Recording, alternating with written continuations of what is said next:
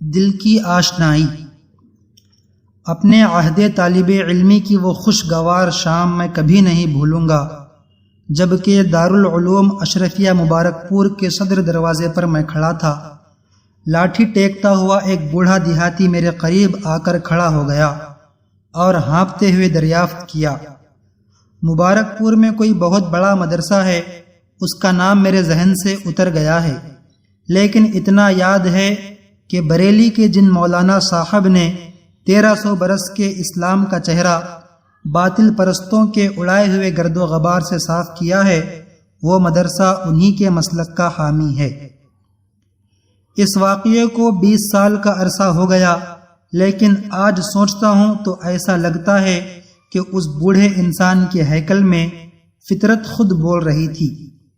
بریلی کے انہی مولانا صاحب کی کیف بار زندگی کا ایک رخ اس مضمون میں پڑھیے۔ ارشد القادری، فیض العلوم، جمشید پور۔ پرانے شہر بریلی کے ایک محلے میں آج صبح ہی سے ہر طرف چہل پہل تھی۔ دلوں کی سرزمین پر عشق رسالت صلی اللہ علیہ وسلم کا کیف و سرور کالی گھٹاؤں کی طرح برس رہا تھا۔ بام و در کی آرائش، گلی کوچوں کا نکھار، رہ گزاروں کی صفائی اور دور دور تک رنگین جھنڈیوں کی بہار ہر گزرنے والے کو اپنی طرف متوجہ کر رہی تھی۔ بالآخر چلتے چلتے ایک راہ گیر نے دریافت کیا، آج یہاں کیا ہونے والا ہے؟ کسی نے جواب دیا، دنیا اسلام کی عظیم ترین شخصیت، دین کے مجدد، اہل سنت کے امام، عشق رسالت صلی اللہ علیہ وسلم کے گنج گرام آیا اعلی حضرت فاضل بریلوی آج یہاں تشریف لانے والے ہیں، انہی کے خیر مقدم میں یہ سارا اہتمام ہو رہا ہے۔ پھر اس نے فوراً ہی دوسرا سوال کیا، کہاں سے تشریف لائیں گے وہ؟ کسی نے جلدی سے گزرتے ہوئے جواب دیا، اسی شہر کے محلہ سوداگران سے۔ جواب سن کر وہ حیرت سے منہ تکتا رہ گیا، دیر تک کھڑا سوچتا رہا کہ آنے والا اسی شہر سے آ رہا ہے، وہ آنا چاہے تو ہر صبح و شام آ سکتا ہے، مسافت بھی کچھ اتنی طویل نہیں ہے کہ وہاں سے آنے والے کو کوئی خاص اہمیت دی جائے اور ایک نعمت غیر مترقبہ سمجھ کر اس کے خیر مقدم کا یہ شاندار اہتمام کیا جائے۔ آخر لوگوں کے سامنے اپنے دل کی اس خلش کا اظہار کیے بغیر اس سے نہ رہا گیا۔ ایک بوڑھے آدمی نے ناصحانہ انداز میں اسے جواب دیا، بھائی پہلے تو یہ تم سمجھ لو کہ آنے والا کس حیثیت کا ہے، کس شان کی اس کی ہستی ہے۔ اعزاز و اکرام کی بنیاد مسافت کے قرب و بعد پر نہیں ہے، شخصیت کی جلالت شان اور فضل و کمال کی برتری ہے۔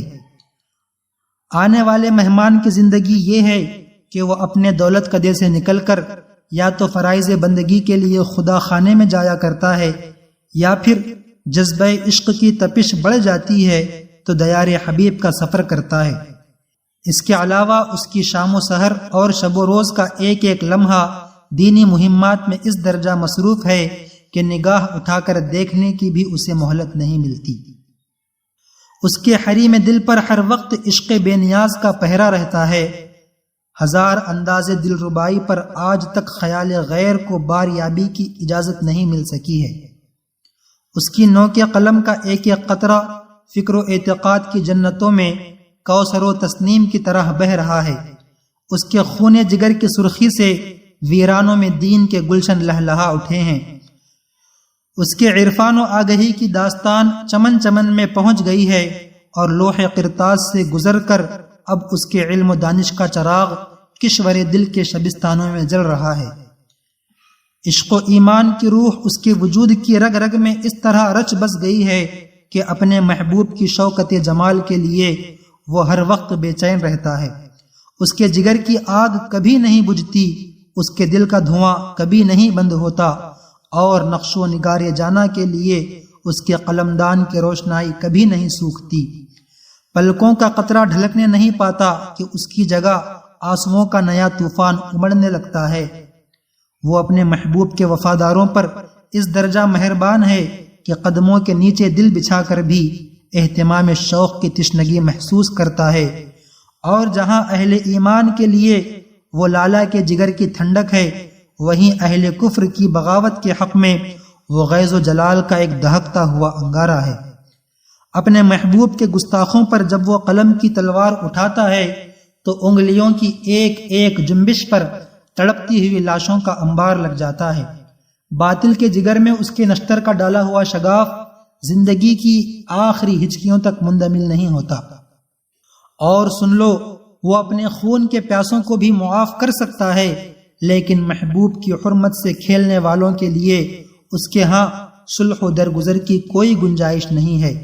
دوستی کا پیمان تو بڑی چیز ہے، وہ ان دشنام ترازوں سے ہنس کر بات کرنا بھی ناموس عشق کی توہین سمجھتا ہے۔ بارگاہ رب العزت اور شان رسالت میں اس کا ذوق احترام و ادب اس درجہ لطیف ہے کہ متکلم کے قصد و نیت سے قطع نظر وہ الفاظ کی نوک و پلک پر بھی شرعی تعزیرات کا پہرا بٹھاتا ہے۔ ہوائے نفس کی دبیز گرد کے نیچے چھپ جانے والی شاہ راہ حق کو اتنی خوش اسلوبی کے ساتھ اس نے واضح کر دیا ہے کہ اب اہل عرفان کی دنیا بیک زبان اسے مجدد کہتی ہے۔ فرش گیتی پر رحمت و فیضان کے چشموں کی طرف بڑھنے والوں کے لیے اب درمیان میں کوئی دیوار حائل نہیں ہے۔ طلسم فریب کی وہ ساری فصیلیں ٹوٹ کر گر گئی ہیں جو شیاطین کی سربراہی میں جادہ عشق کے مسافروں کو واپس لوٹانے کے لیے کھڑی کی گئی تھی۔ اس کے فکر و نظر کی اصابت، علم و فن کا تبحر، فضل و کمال کی انفرادیت، شریعت و تقوی کا التزام، مجد و شرف کی برتری، تجدید و ارشاد کا منصب، امامت اور دین و سنت کے فروغ کے لیے اس کے دل کا عشق و اخلاص سارے عرب و عجم نے تسلیم کر لیا ہے۔ وہ اپنے زمانے کا بہت بڑا سخنور بھی ہے، لیکن آج تک کبھی اس کی زبان اہل دنیا کی منقبت خوانی سے آلودہ نہیں ہوئی۔ وہ بھری کائنات میں صرف اپنے محبوب مجتبی صلی اللہ علیہ وسلم کی مدح سرائی سے شاد کام رہتا ہے۔ وہ اپنے کریم آقا کی گدائی پر دونوں جہاں کا اعزاز نثار کر چکا ہے۔ دنیا کے ارباب ریاست صرف اس آرزو میں بارہا اس کی چوکھٹ تک آئے کہ اپنے حضور صرف ایک بار باریاب ہونے کی اجازت دے دے، لیکن زمانہ شاہد ہے کہ ہر بار انہیں شکستہ خاطر ہو کر واپس لوٹنا پڑا۔ بوڑھے آدمی نے جذباتی انداز میں اپنی گفتگو کا سلسلہ جاری رکھتے ہوئے کہا، اب تم ہی بتاؤ کہ اپنے وقت کی اتنی عظیم و برتر شخصیت جس کی دینی و علمی شوکتوں کا پرچم عرب و عجم میں لہرا رہا ہے اور جسے عشق مصطفیٰ صلی اللہ علیہ وسلم کے وارفتگی نے دونوں جہان سے چھین لیا ہے، آج اگر وہ یہاں قدم رنجا فرمانے کے لیے مائل بکرم ہے تو کیا یہ ہماری قسمتوں کی معراج نہیں ہے؟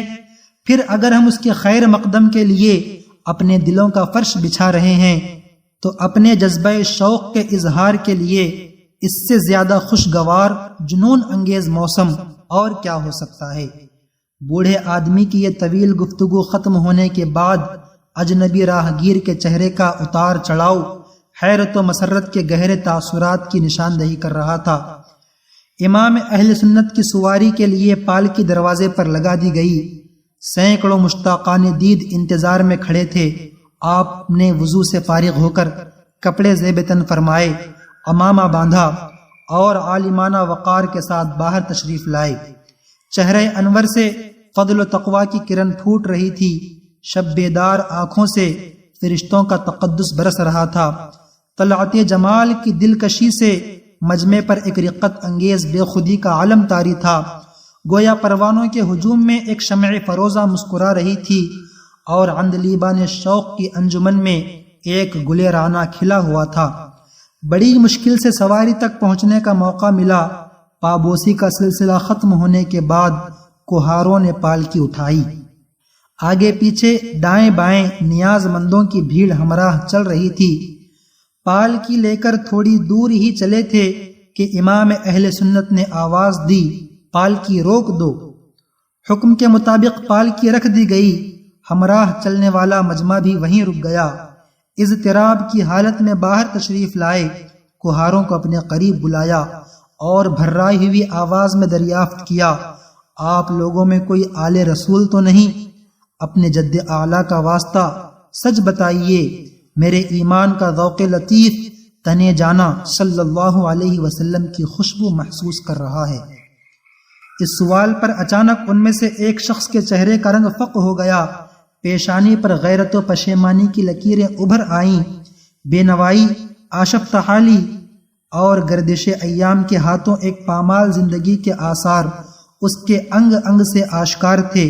کافی دیر تک خاموش رہنے کے بعد نظر جھکائے ہوئے دبی زبان میں کہا، مزدور سے کام لیا جاتا ہے، ذات پات نہیں پوچھا جاتا۔ آہ، میرے جد اعلیٰ کا واسطہ دے کر آپ نے میری زندگی کا ایک سربستہ راز فاش کر دیا ہے۔ سمجھ لیجئے کہ میں اسی چمن کا ایک مرجھایا ہوا پھول ہوں جس کی خوشبو سے آپ کی مشام جاں معطر ہے۔ رگوں کا خون نہیں بدل سکتا، اس لیے آل رسول ہونے سے انکار نہیں ہے، لیکن اپنی خامہ بردار زندگی کو دیکھ کر یہ کہتے ہوئے شرم آتی ہے۔ چند مہینے پہلے آپ کے اس شہر میں آیا ہوں، کوئی ہنر نہیں جانتا کہ اسے اپنا کر ذریعہ معاش بناؤں۔ پالکی اٹھانے والوں سے رابطہ قائم کر لیا، ہر روز سویرے ان کے جھنڈ میں آ کر بیٹھ جاتا ہوں اور شام کو اپنے حصے کی مزدوری لے کر بال بچوں میں لوٹ جاتا ہوں۔ ابھی اس کی بات تمام بھی نہ ہو پائی تھی کہ لوگوں نے پہلی بار تاریخ کا یہ حیرت انگیز واقعہ دیکھا کہ عالم اسلام کے ایک مقتدر امام کی دستار اس کے قدموں پر رکھی ہوئی تھی اور وہ برستے ہوئے آنسوؤں کے ساتھ پھوٹ پھوٹ کر التجا کر رہا تھا، معزز شہزادے، میری گستاخی معاف کر دو، لا علمی میں یہ خطا سرزد ہو گئی ہے، ہائے غضب ہو گیا، جن کے کفش پاک کا تاج میرے سر کا سب سے بڑا اعزاز ہے، ان کے کاندھے پر میں نے سواری کی۔ قیامت کے دن اگر کہیں سرکار صلی اللہ علیہ وسلم نے پوچھ لیا کہ احمد رضا، کیا میرے فرزندوں کا دوش نازنین اسی لیے تھا کہ وہ تیری سواری کا بوجھ اٹھائے، تو میں کیا جواب دوں گا؟ اس وقت بھرے میدان حشر میں میرے ناموس عشق کی کتنی بڑی رسوائی ہوگی۔ آہ، اس ہولناک تصور سے کلیجہ شق ہوا جا رہا ہے۔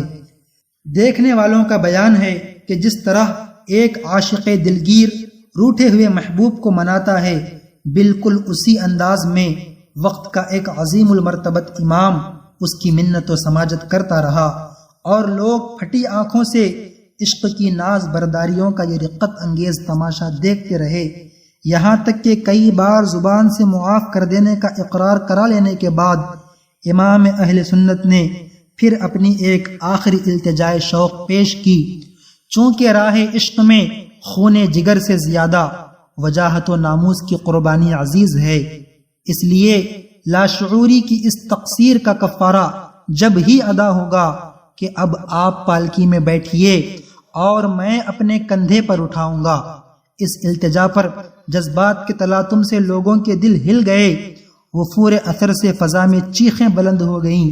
ہزار انکار کے باوجود آخر سید زادے کو عشق جنون خیز کی ضد پوری کرنی ہی پڑی۔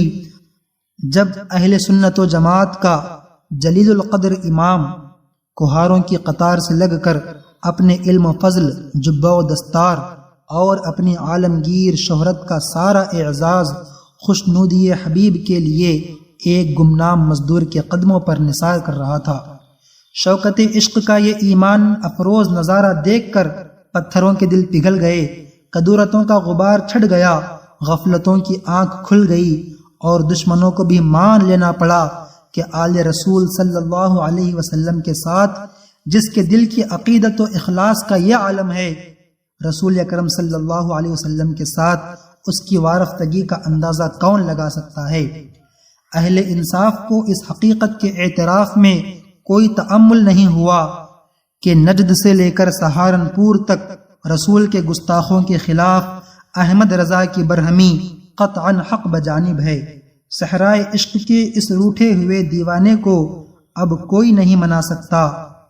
وفا پیشہ دل کا یہ غیظ ایمان کا بخشا ہوا ہے، نفسانی ہیجان کی پیداوار نہیں ہے۔ ان کے عطر بوئے گریباں سے مست گل ہے، ان کے عطر بوئے گریباں سے مست گل، گل سے چمن، چمن سے صبا اور صبا سے ہم۔